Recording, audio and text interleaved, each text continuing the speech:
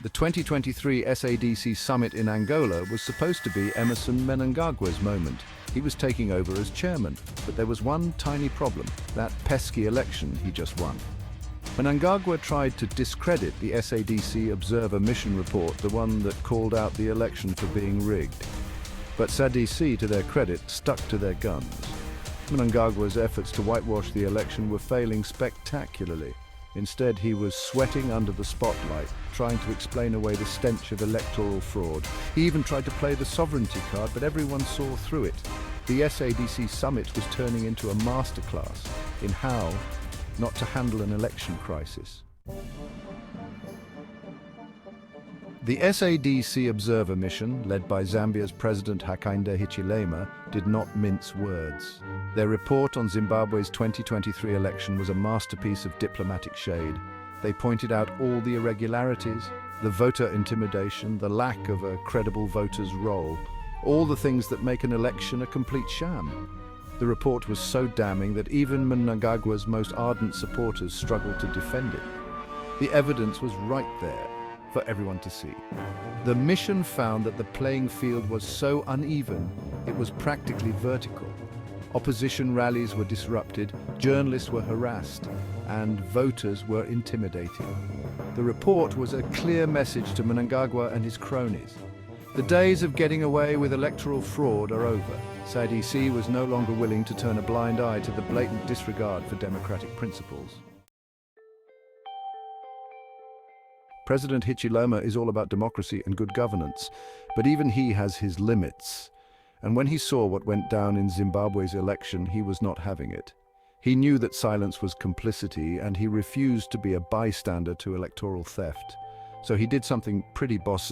He staged a virtual protest. Instead of physically attending the SADC summit, Hichilema decided to participate virtually. He was sending a message. It was his way of saying, I'm not going to sit here and pretend everything is fine while you guys try to sweep this election fraud under the rug.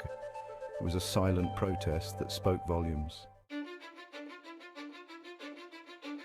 Despite Mnangagwa's ascension to the SADC chairmanship, the organization refused to budge on its stance. They weren't going to let a little thing like a change in leadership compromise their principles. SADC was not about to sacrifice its credibility for one man, even if he was the new chairman. This was a defining moment for SADC. It showed that they were serious about upholding democratic values and electoral integrity. They weren't going to be bullied or intimidated into looking the other way. They knew that their legitimacy was on the line, and they chose to do the right thing even if it ruffled some feathers. They finally said enough is enough and decided to hold Mnangagwa accountable. And it sent a clear message to other leaders in the region. SADC was no longer a safe space for dictators. The Zimbabwean opposition had their hopes pinned on SADC. They thought, this is it. SADC is going to call out this sham election, demand a recount, and restore democracy. But what did they get? A whole lot of silence. Sure, SADC issued a strongly worded statement condemning the violence and irregularities in the election. But when it came to concrete action, they were all talk and no action. The opposition was left wondering if SADC was all bark and no bite. This lack of action left the opposition feeling betrayed and disillusioned. Mnangagwa may have managed to snag the SADC chairmanship, but at what cost? The election fallout left his legitimacy in tatters. He might have fooled some people, but the international community wasn't buying it. The election fiasco exposed the fragility of Mnangagwa's grip on power. He might have the title, but he lacked the people's trust. The SADC summit was supposed to be his moment of triumph, but instead it became a glaring reminder of his illegitimacy.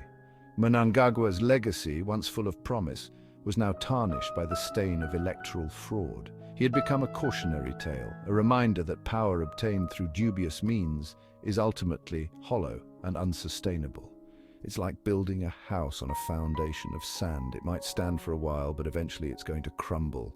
Mnangagwa's grip on power was weakening, and the world was watching.